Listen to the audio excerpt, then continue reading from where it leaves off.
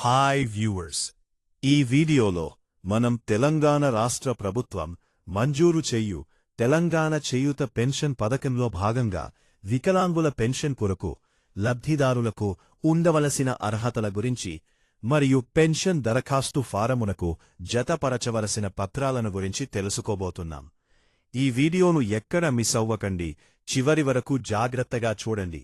అవసరమైతే సేవ్ చేసి పెట్టుకోండి. వికలాంగుల పెన్షన్ కొరకు ఉండవలసిన అర్హతలు: 1. తెలంగాణ ప్రాంత నివాసి అయ్యే ఉండాలి. 2.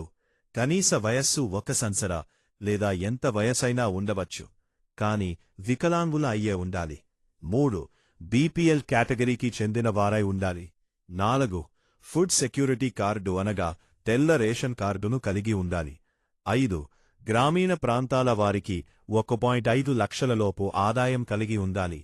పట్టణ ప్రాంతాల వారికి 2 లక్షలలోపు ఆదాయం కలిగి ఉండాలి. 6.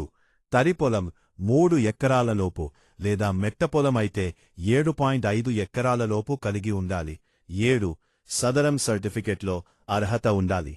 సదరం సర్టిఫికెట్లో చెవిటి మరియు మూగ కేటగిరీకి కనీసం 70%, మిగతా అన్ని రకాల వికలత్వానికి కనీసం 40% ఉండాలి.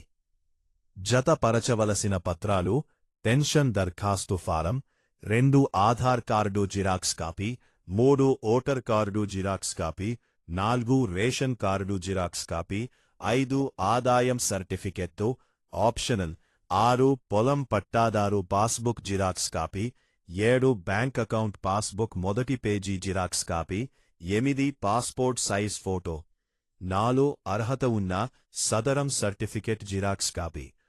మరి ఈ పెన్షన్ దరఖాస్తు ఫారం ఎవరికి సమర్పించాలి అంటే, గ్రామీణ ప్రాంతాల్లో ఎంపీడీఓ గారికి లేదా పంచాయతీ కార్యదర్శి గారికి, పట్టణ ప్రాంతాల్లో మునిసిపల్ కమిషనర్ గారికి లేదా వార్డు అధికారి గారికి దరఖాస్తు చేసుకోవాలి.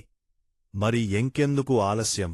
ఒకవేళ మీరు అర్హత కలిగి ఉంటే వెంటనే దరఖాస్తు చేసుకోండి.